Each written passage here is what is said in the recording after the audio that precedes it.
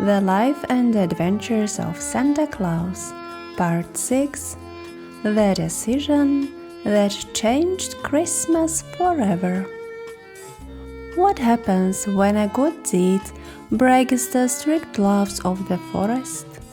On the day Claus returned from his night journey with Flossie and Glossie, a problem awaited him, one that could have serious consequences. Will Knook, the chief guardian of the deer, came to him in anger. The deer had been outside after sunrise, and in the Forest of Burzee, even a single minute is an unforgivable offense. Punishment loomed, a cruel punishment. Claus knew that if he didn't act quickly, Flossie and Glossie would pay for his mistake. So without hesitation, he set off into the deep forest to seek Nestle and Master Ag. Could they help him before it was too late? Ag listened silently and intently as Claus told the story of the night journey to the children, of the long miles across frozen snow, and of the faithful deer who pulled the sleigh faster than the wind. When Claus finished, his voice was filled with sincere worry. "I don't want my friends to suffer for my mistake," he said softly. "They were late by only 1 minute. They ran only to return home before the first ray of sunlight touched the horizon." Ag slowly stroked his long beard, and his eyes drifted into the distance for a moment. Then he gave an order. "Let a prince of the Knooks be summoned, the ruler of all the Knooks in Burzee, together with the Queen of the Fairies and the Prince of the Reals." When the noble beings had gathered, Ag instructed Claus to tell his story once more. At last the master of the forest spoke and turned to the Prince of the Knooks. "The good that Claus spreads among humankind reaches beyond the borders of their world, even though some call him a saint, and soon his name will be spoken with love in every home where a child's heart beats.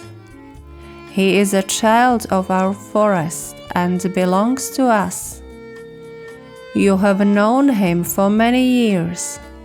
Tell us yourself, does he not deserve our protection and friendship?" The Prince of the Knooks was as gruff as all Knooks are by nature. With a dark frown, he muttered, "You are the master of the forest." Ag merely smiled calmly, his voice remaining gentle yet firm.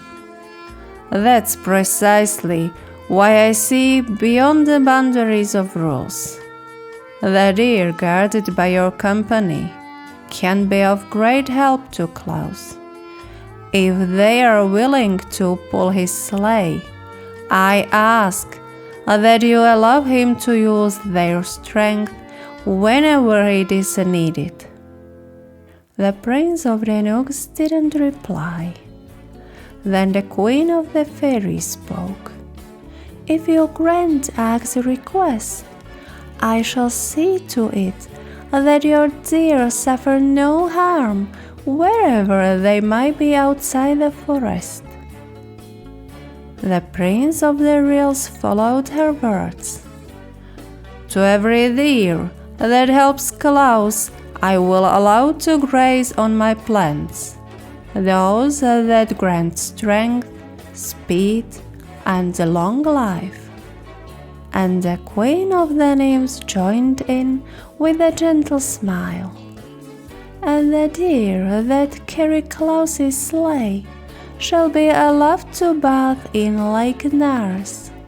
Its waters will give them smooth coats, beauty, and a shining gloss.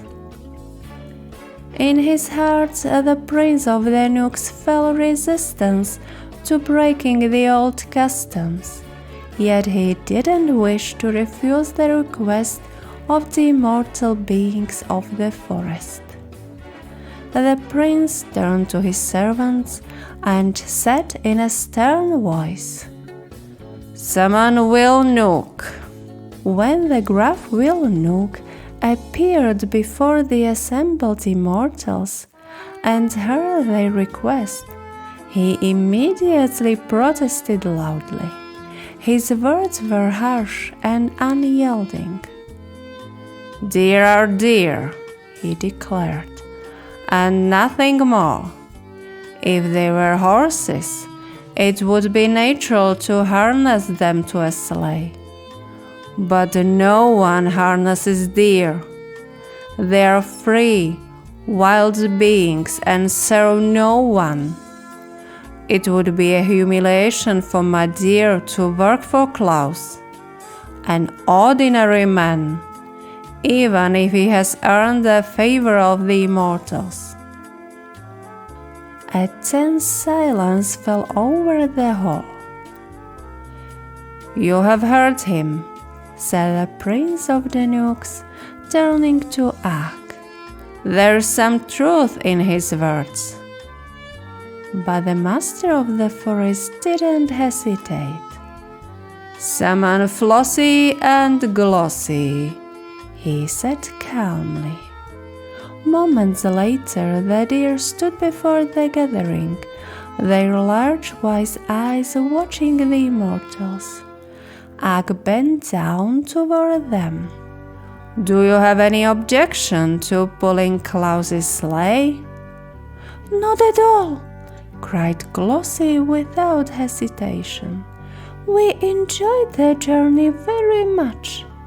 We're only trying to get back home before dawn," Flossie added, "and we were late by just 1 minute." 1 minute past dawn can be forgiven," Ak said mildly. "This small offense is forgiven, provided it never happens again," added the prince of the Knooks in a stern voice.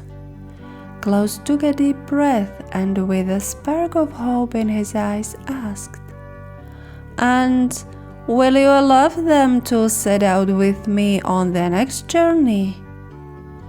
The prince of the Knooks paused to think. His gaze moved from the gloomy Will across the silent deer and finally to the master of the forest, who was smiling gently.